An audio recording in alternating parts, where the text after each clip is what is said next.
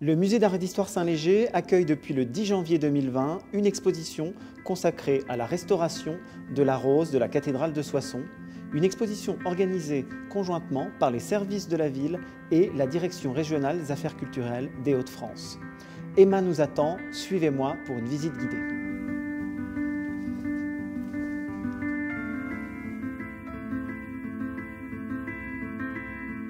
Bonjour Emma, pourquoi la rose de la cathédrale est-elle dans cet état?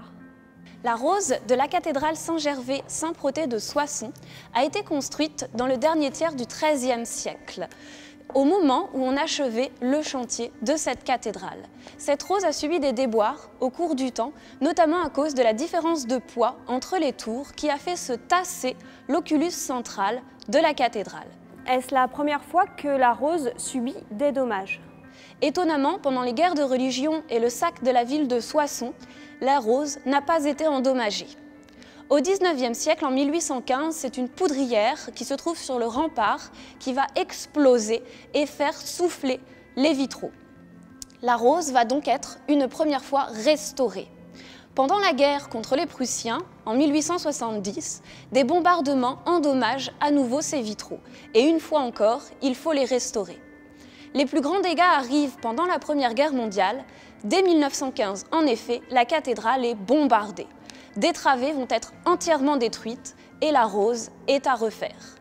C'est l'architecte Émile Brunet qui va demander au maître verrier Jean Gaudin de refaire cette nouvelle rose qui sera inaugurée en 1931.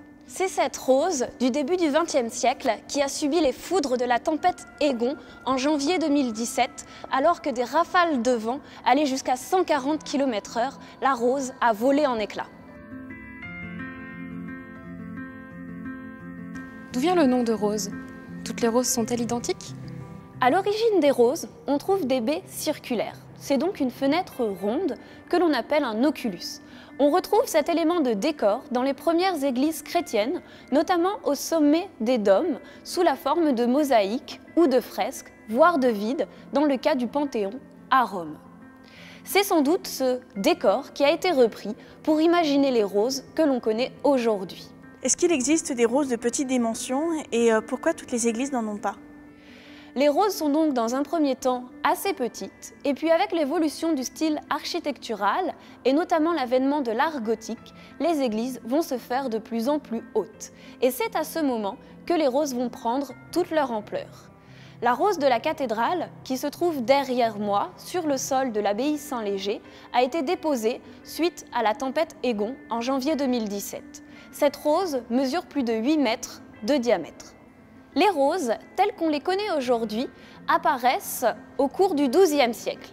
Alors pourquoi toutes les églises n'ont-elles pas de roses? Eh bien parce que c'est un élément qui coûte extrêmement cher. Que ce soit la pierre ou le vitrail, il faut être riche pour s'offrir une rose. Certaines cathédrales en avaient plusieurs, 3 voire parfois même 4.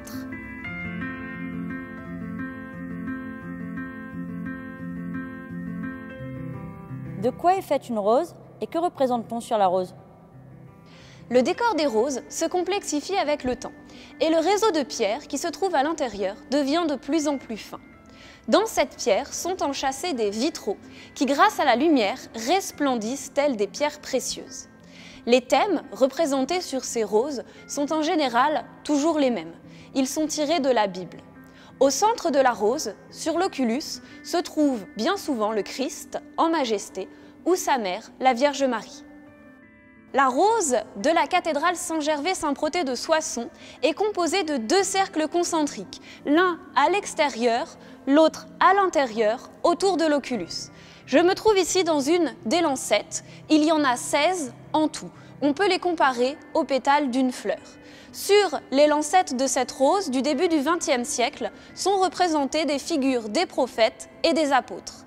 De la rose médiévale, malheureusement, on ne connaît pas grand-chose. On sait qu'y figuraient peut-être les vierges folles et les vierges sages. Au centre se trouve le Christ en majesté. Les lancettes et l'oculus de la rose de la cathédrale sont composés de vitraux. Le vitrail est un verre coloré enchâssé dans un réseau de plomb soudé. pour maintenir les différents panneaux, on utilise des barres lotières qui sont en fait des barres de fer. Et pour maintenir ce vitrail entre les pierres, on utilise des goujons qui permettent d'accrocher le verre à la pierre.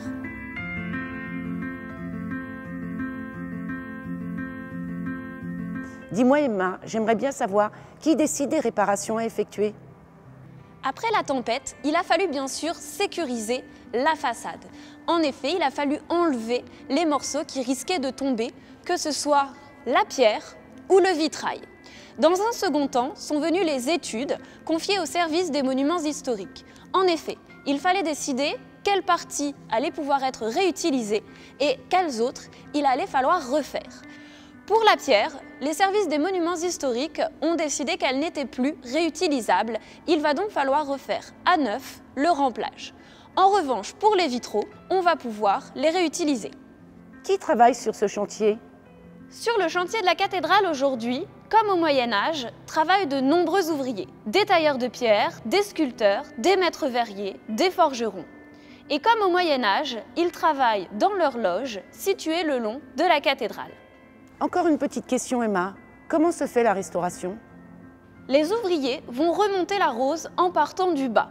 Lancette par lancette, ils vont remonter jusqu'à l'horizontale, placer l'oculus central et ensuite remonter jusqu'au sommet de la rose. Un verre sera ajouté sur le vitrail afin de le protéger des intempéries ou des avaries qui pourraient advenir. La rose de la cathédrale reprendra donc l'aspect qu'elle avait au début du XXe siècle et la forme de l'oculus sera corrigée pour qu'il reprenne une forme bien ronde. Le chantier est confié à l'architecte en chef des monuments historiques et à la DRAC, la Direction régionale des affaires culturelles.